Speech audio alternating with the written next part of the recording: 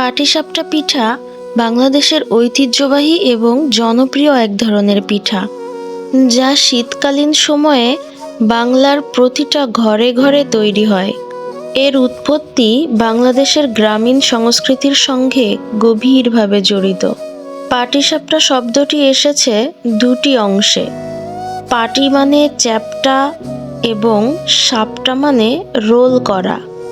এটি মূলত চালের গুঁড়ার তৈরি পাটির ভিতরে নারকেল বা ক্ষীরের মিষ্টি পুর দিয়ে রোল করে তৈরি করা হয়।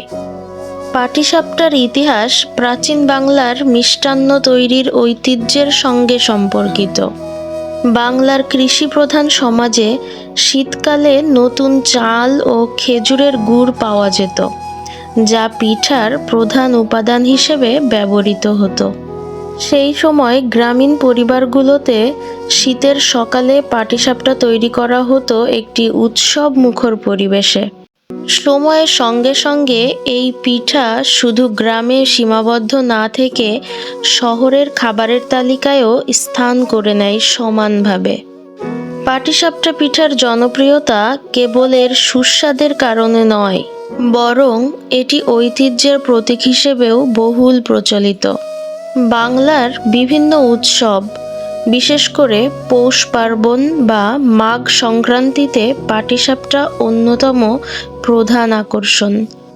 বর্তমানে এটি শুধু ঘরে নয়, রেস্টুরেন্টে ও মিষ্টান্ন বিক্রির দোকানেও সহজলভ্য। বিভিন্ন আধুনিক পরিবর্তন এনে আজকাল চকলেট, ফলের মিষ্টি পুর দিয়ে পাটিসাপটা তৈরি করা হচ্ছে, যা নতুন প্রজন্মের কাছেও অতি জনপ্রিয় করে তুলেছে। পাটিসাপটা পিঠা বাঙালির ঐতিহ্য ও সংস্কৃতির একটি গুরুত্বপূর্ণ অংশ, যা প্রজন্ম থেকে প্রজন্মে চলে আসছে এবং যুগের চাহিদা মেটাতে নতুন নতুন রূপে প্রকাশ পাচ্ছে। এই পিঠার সহজ প্রস্তুত প্রণালী এবং হৃদয়গ্রাহী স্বাদ একে বাংলার অন্যতম প্রিয় মিষ্টান্ন হিসেবে প্রতিষ্ঠিত করেছে। এই হলো পিঠার পরিচিতি পর্ব।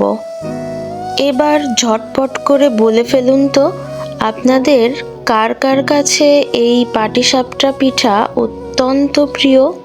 চলেন এই পিঠার একটা অনেস্ট রিভিউ নিয়ে আসি। কেমন হয়েছে পাটিসাপটা পিঠা? সুন্দর, খুব টেস্টি। ওয়াও, কত, 100তে কত? 100 থ্যাংক ইউ।